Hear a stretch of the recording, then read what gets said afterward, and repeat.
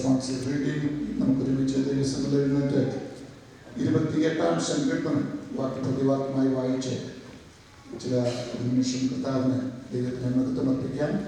Psalms 28. Praise God. 28-ാം സങ്കീർത്തനം. യഹോവേ, ഞാൻ നിന്നെ വിളിച്ചപേക്ഷിക്കുന്നു. എന്റെ പാറയായുള്ളവയെ നീ കേൾക്കാതിരിക്കരുതേ. നീ മിണ്ടാതിരുന്നിട്ട് ഞാൻ കുഴിയിൽ ഇറങ്ങുന്നവരെ പോലെയാകാതിരിക്കുവാൻ തന്നെ.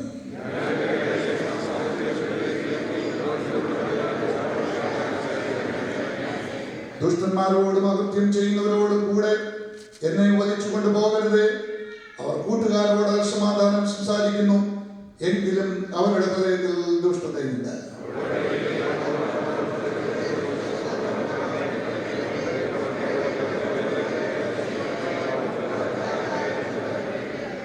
യഹോവയുടെ പ്രവൃത്തികളെയും അവന്റെ കൈവേലയെയും അവർ വിവേചിക്കായക കൊണ്ട് അവൻ അവരെ പണിയാതെ ഇടിച്ചു കളയും.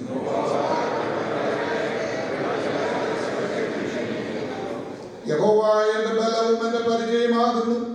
എന്റെ ഹൃദയം അവനിൽ ആശ്രയിച്ചു, എനിക്ക് സഹായവും ലഭിച്ചു. അതുകൊണ്ട് എന്റെ ഹൃദയം ഉല്ലസിക്കുന്നു, പാട്ടോടെ ഞാൻ അവനെ സ്തുതിക്കുന്നു.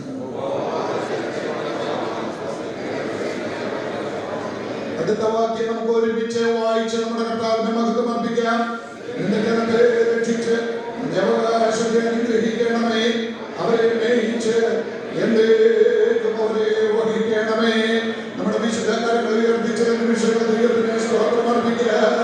ഹല്ലേലൂയ. യഹോവ എന്റെ ബലവും എന്റെ പരിചയമാകുന്നു. എന്റെ ഹൃദയം അവൻ ആശ്രയിച്ചു, എനിക്ക് സഹായവും ലഭിച്ചു. അതുകൊണ്ട് എന്റെ ഹൃദയം ഉല്ലസിക്കുന്നു, പാട്ടോടെ ഞാൻ അവനെ സ്തുതിക്കുന്നു. ഒരു നിമിഷം എല്ലാവരും ശബ്ദമുയർത്തി കരങ്ങൾ ഉയർത്തി നമ്മുടെ ദൈവത്തിന് മഹത്വമർപ്പിക്കട്ടെ. പാട്ടോടെ ദൈവത്തെ സ്തുതിപ്പാൻ, ഹൃദയത്തിലുള്ള സന്തോഷത്തോടെ ദൈവത്തെ ആരാധിപ്പാൻ.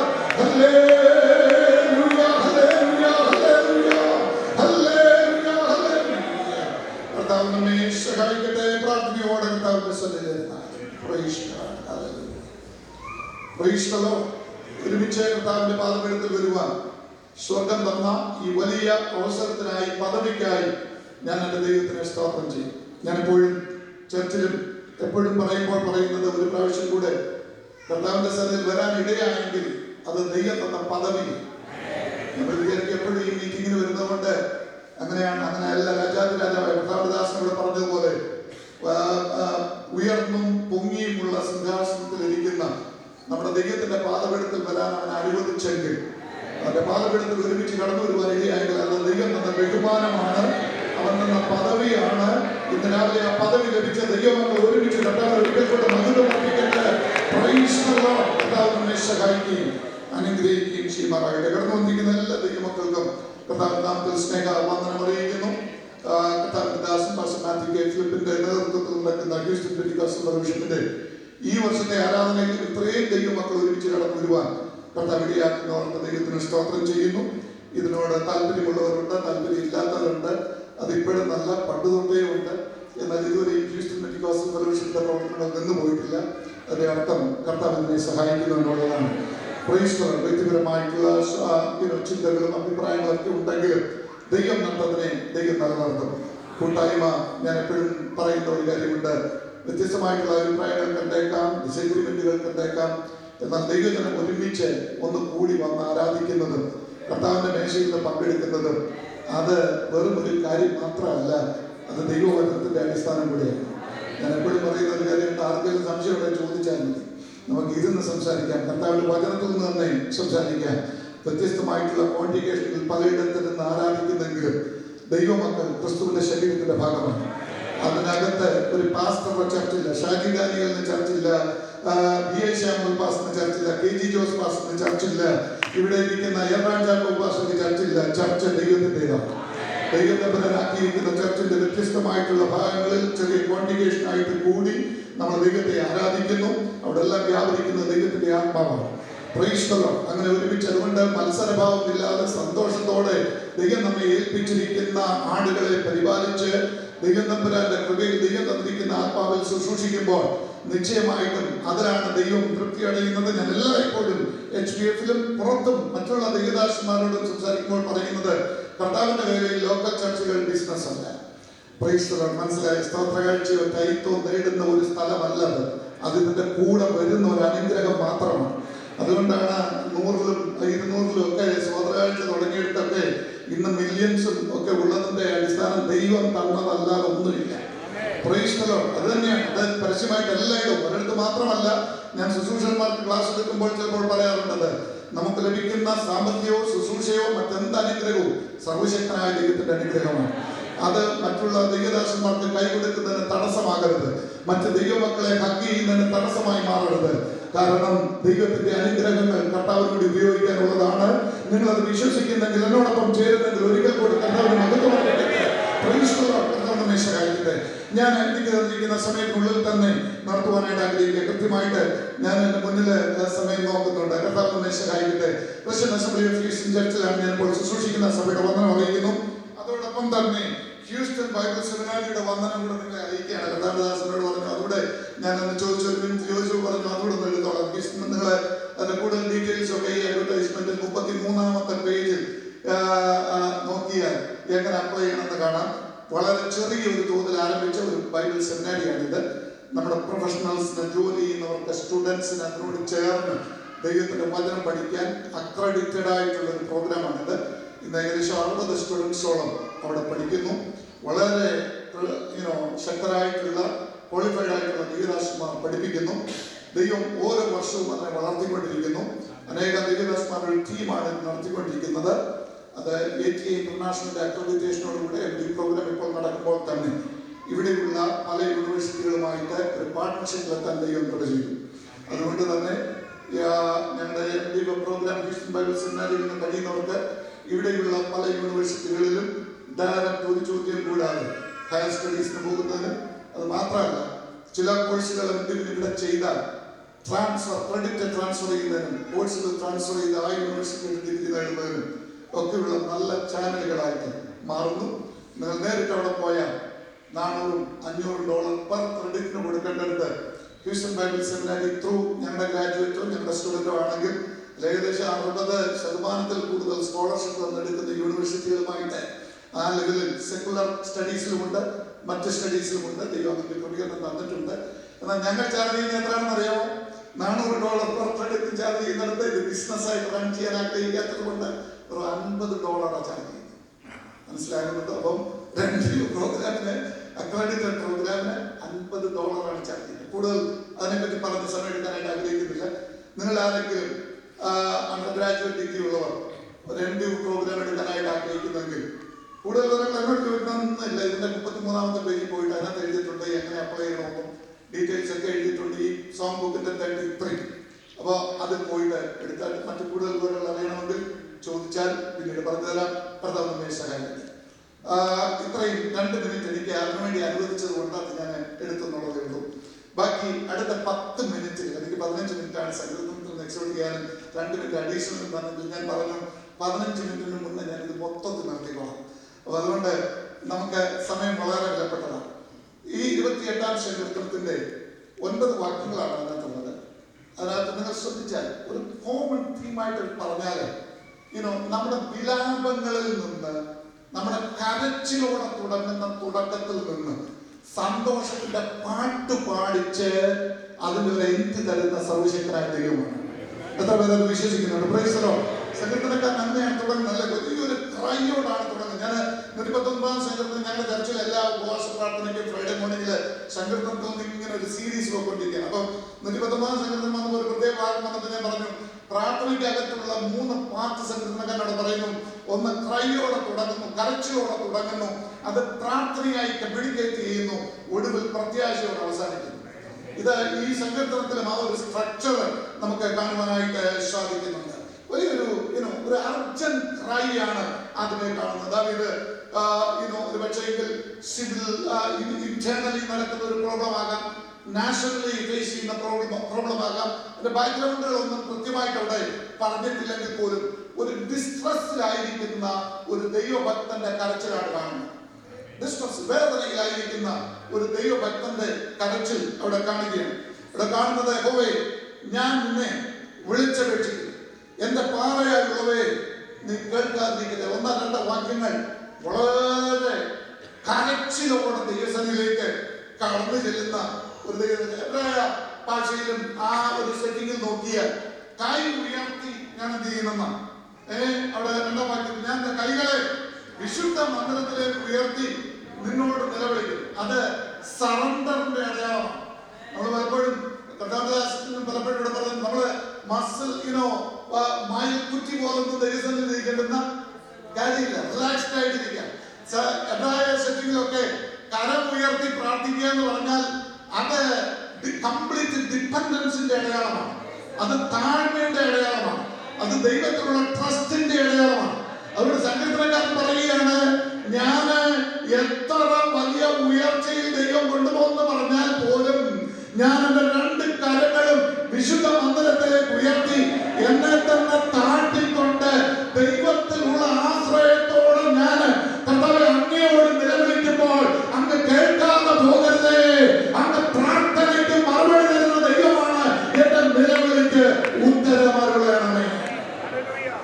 ഇന്ന് രാവിലെയും കംപ്ലീറ്റ് ഡിപ്പെൻഡൻസോടെ ഏതെങ്കിലും ഡിസ്ട്രസ്സിലായിരിക്കുന്ന പ്രിയപ്പെട്ടവർ, വേദനയിലായിരിക്കുന്ന പ്രിയപ്പെട്ടവർ ആരാധനയുടെ മധ്യേ ഒരുമിച്ച് കടന്നു വന്ന് പ്രാർത്ഥിക്കുമ്പോൾ, ഏത് ഡിസ്ട്രസ്സിലാണെങ്കിലും നിങ്ങളുടെ താഴ്മ കാണുമ്പോൾ, ഹൃദയ തകർച്ച കാണുമ്പോൾ അതിന്റെ മധ്യേ ഇറങ്ങി വന്ന് പ്രവർത്തിച്ച് നിലവിളി കേൾക്കുന്ന, ആശ്വസിപ്പിക്കുന്ന, വിടുതലയക്കുന്ന ഒരു ദൈവമുണ്ടെന്ന് ഇന്ന് രാവിലെ മനസ്സിലാക്കണം. അതിന്റെ 3 മുതൽ താഴോട്ടുള്ള വാക്യങ്ങൾ നിങ്ങൾ ശ്രദ്ധിച്ചാൽ, ഒരു തന്നെ 2 കൂട്ടരെ തിരിച്ചറിയണം. ദുഷ്ടന്മാരായിട്ടുള്ള ആളുകൾ കർത്താവേ നീ അവരെ വിവേചിച്ചറിയണം. നീ അവരെ വിവേചിച്ചറിയണം. അവർ സംസാരിക്കുമ്പോൾ സമാധാനം സംസാരിക്കുന്നവരാണ്. അവർ വളരെ സ്നേഹത്തോട് ഇടപെടുന്നവരാണ്. അവർ ചിലപ്പോൾ കൈ തരുമ്പോൾ പ്രൈസറോട് മാസ്റ്റർ പറഞ്ഞിട്ട് പിന്നെ എടുത്തോളാം എന്ന് പറയുന്നവരാണ്. അല്ലേ? നമ്മുടെ കൃത്യമല്ല, സങ്കീർത്തനക്കാരന്റെ കാര്യം പറഞ്ഞത്. പ്രൈസറോട് മാസ്റ്റർ മുഖം ചിരിക്കുന്നു, ചിരിച്ചിട്ട് പറയുന്നു പിന്നെ ഞാൻ എന്ത് ചെയ്തോളാം, എടുത്തോളാം എന്ന് പറയുന്നവരാണ്. അവര് സത്യം അവിടെ എടുത്തു പറയുന്നുണ്ട്. നിങ്ങൾ നോക്കിയാൽ മതി. അവർ കൂട്ടുകാരോട് എന്ത് ചെയ്യുന്നു, സമാധാനം സംസാരിക്കുന്നു. പക്ഷേ ഹൃദയം നിറച്ച് എന്താണ്? ദുഷ്ടതയാണ്. ഇന്ന് രാവിലെ ഒരു കാര്യം, അത് അറിയുന്ന ദൈവത്തിന്റെ മുഖത്തേക്ക് നോക്കി സങ്കീർത്തനക്കാരൻ പ്രാർത്ഥിക്കുമ്പോ ഒരു കാര്യം സങ്കീർത്തനക്കാരന് അറിയാം. ഈ സകല പരിപാടികളും ഡിസേൺമെന്റ്, കൂട്ടുകാരോട് സമാധാനം സംസാരിക്കുന്നു, അകത്ത് ദുഷ്ടത കാണുന്നു. പക്ഷേ ദൈവത്തിന്റെ അടുക്കിലേക്ക് വരുമ്പോൾ സങ്കീർത്തനക്കാരൻ പറയുന്ന ഒരു കാര്യമുണ്ട്. പുറമെയുള്ള അപ്പിയറൻസിനെ കാണുന്ന ദൈവത്തെ അല്ല സങ്കീർത്തനക്കാരനോട് കാണുന്നത്, ഹൃദയത്തെ അറിയുന്ന ഒരു ദൈവമുണ്ട്. ഇന്ന് രാവിലെ ഇരിക്കുന്ന ദൈവമക്കളോട് ഞാൻ പറയട്ടെ, പുറമെയുള്ള അപ്പിയറൻസിനെ നോക്കുന്ന ദൈവമല്ല, ഹൃദയത്തിന്റെ തകർച്ച കാണുന്ന ഒരു ദൈവമുണ്ട്. നിലവിളിക്കുന്ന ദൈവവൈദ്യന്റെ ഹൃദയത്തിന്റെ തകർച്ച കണ്ട് മറുപടി തരുന്ന, ഉത്തരം തരുന്ന ഒരു ദൈവത്തെ, സർവശക്തനായ ദൈവത്തെ ഈ സങ്കീർത്തനക്കാരൻ നമ്മുടെ ഞാൻ പലപ്പോഴും പറയുന്ന ഒരു കാര്യമുണ്ട്. ഞങ്ങളുടെ ചർച്ചിലെ ഉപവാസ പ്രാർത്ഥനകളിലൊക്കെ പറയുന്ന ഒരു കാര്യം, റിപ്പീറ്റഡ്ലി പറയുന്ന ഒരു കാര്യമുണ്ട്. സ്വർഗത്തിലെ ദൈവം നാം ഇരിക്കുന്ന സ്ഥലത്തെ അല്ല നോക്കുന്നത്. Price the Lord. ഞാനിങ്ങനെ പറയാറുണ്ട്, വലിയ പ്രൗഢിയുള്ള മന്ദിരത്തിലിരുന്ന് പ്രാർത്ഥിക്കുന്ന ഹന്നയാണെങ്കിലും ചുട്ടുപൊള്ളുന്ന മണൽത്തരിയിൽ മുട്ടുമടക്കുന്ന ഹാഗാറാണെങ്കിലും, പ്രൈസ് ദി ലോർഡ്, വലിയ പാരമ്പര്യത്തിന്റെ ലിസ്റ്റ് പറയാനുള്ള ഹാനയാണെങ്കിലും, എബ്രായന്റെ ആ ഒരു പാരമ്പര്യത്തോട് അടുക്കാൻ പറ്റാത്ത പുറംജാതി എന്ന് പറയുന്ന ഹാഗാറാണെങ്കിലും, പ്രൈസ് ദി ലോർഡ്, സർവസമ്പന്നതയുമുള്ള യഹൂദന്മാർക്ക് പള്ളി പണിഞ്ഞു കൊടുക്കാൻ കഴിവുള്ള ശതാധിപനാണെങ്കിലും, അല്ല ഒന്നുമില്ലാതെ വഴിയരികിൽ നിന്ന് വല്ലതും തരണേ എന്ന് നിലവിളിക്കുന്ന കുരുടനായ ബെഗ്ഗറായ ബർത്തിമയാണെങ്കിലും, സ്വർഗത്തിലെ ദൈവം പ്രാർത്ഥന കേൾക്കുന്നത് ഇരിക്കുന്ന സ്ഥലത്തിന്റെ പ്രൗഢിയിലല്ല, നിന്റെ പണത്തിന്റെ കൊഴുപ്പിലല്ല, പകരം തകരുന്ന ഹൃദയം എവിടെയുണ്ടോ അവിടെ ഇറങ്ങി വന്നത് ദേവാലയമാണെങ്കിലും,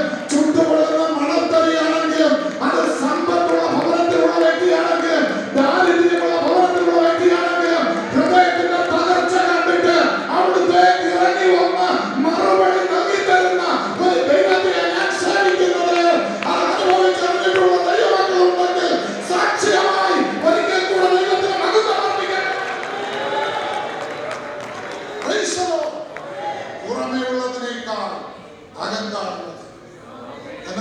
നടത്തുമ്പോൾ കരച്ചിലോടല്ല നടത്തുന്നത്.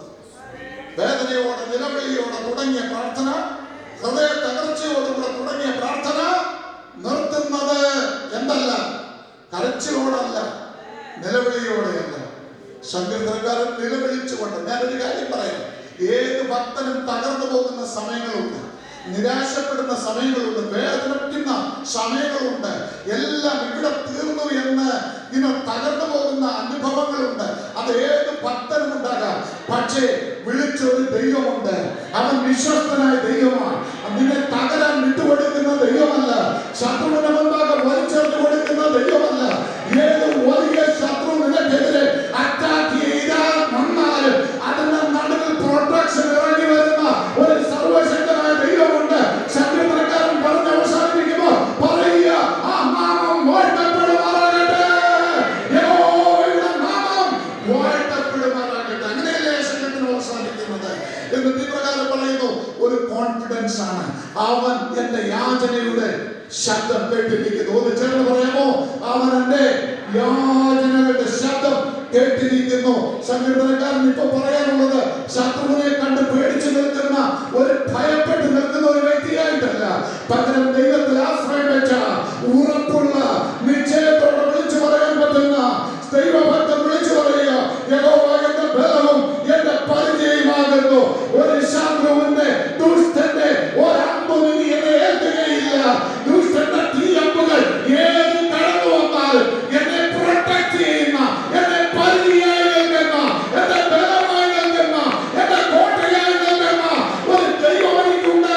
അവന്റെ പാറയാണ്, അവന്റെ കോട്ടയാണ്, അവന്റെ പരിചയമാണെന്ന് വിളിച്ചു പറയുന്ന, സാക്ഷ്യം വിളിച്ചു പറയുന്ന സങ്കീർത്തനക്കാരൻ പറയുക, ഞാൻ അവനിൽ ആശ്രയിച്ചു, എന്റെ ഹൃദയം അവനിൽ ആശ്രയിച്ചു, എനിക്ക് സഹായം ലഭിച്ചു, അതുകൊണ്ട് എന്റെ ഹൃദയം ഉല്ലസിക്കുന്നു. എനിക്ക് തിരിച്ചു കൊടുക്കാൻ പണമില്ല, എനിക്ക് തിരിച്ചു കൊടുക്കാൻ സമ്പത്തല്ല, എനിക്ക് തിരിച്ചു കൊടുക്കാൻ മറ്റൊന്നുമല്ല, പകരം എനിക്ക് തിരിച്ചു കൊടുക്കാൻ എന്റെ നാവിന്മേൽ തന്നിരിക്കുന്ന ഒരു കാര്യമുണ്ട്. എന്റെ വിലാപത്തെ നൃത്തമാക്കി തീർത്ത ദൈവം, എന്റെ വിളിച്ച് എന്നെ അഴിച്ച് എന്നെ സന്തോഷം എടുപ്പിച്ചിരിക്കുന്ന ദൈവം, ആ ദൈവത്തിന് എനിക്ക് ചെയ്യുവാനുള്ളത് സന്തോഷത്തോടെ സ്തുതിക്കാൻ, നൃത്തം ചെയ്തുള്ളവരെ ആരാധിക്കാൻ, എന്റെ നാവിന്മേൽ തന്നിരിക്കുന്ന സ്തോത്രത്തിന്റെ ശബ്ദങ്ങൾ അർപ്പിച്ച് അവനെ സ്തുതിക്കാൻ. ഇന്ന് രാവിലെ ഞാൻ എന്റെ വാക്കുകളെ ശ്രമിക്കുമ്പോൾ ഈ ഭാഗം പറഞ്ഞ് ഞാൻ ഇവിടെ നടത്തുന്നു. നമ്മുടെ ഒരു പക്ഷേ ഈ ആരാധനയിൽ ഇത്രയും അനുഗ്രഹിക്കപ്പെട്ട ഫെസിലിറ്റി കർത്താവിന്റെ ദാസനും ചർച്ചിന് ദൈവം കൊടുത്തല്ലോ. സിറ്റിയിലുള്ള ദൈവമക്കളെ ഇത്രയും പേര് 2 ഹോളിലായിട്ട് അക്കോമഡേറ്റ് ചെയ്യാൻ ദൈവം അവസരം കൊടുത്തു. ഈ സിറ്റിയിൽ പല ചർച്ചുകൾ അനുഗ്രഹിക്കപ്പെട്ട ഫെസിലിറ്റീസ് ദൈവം കൊടുത്തിട്ടുണ്ട്.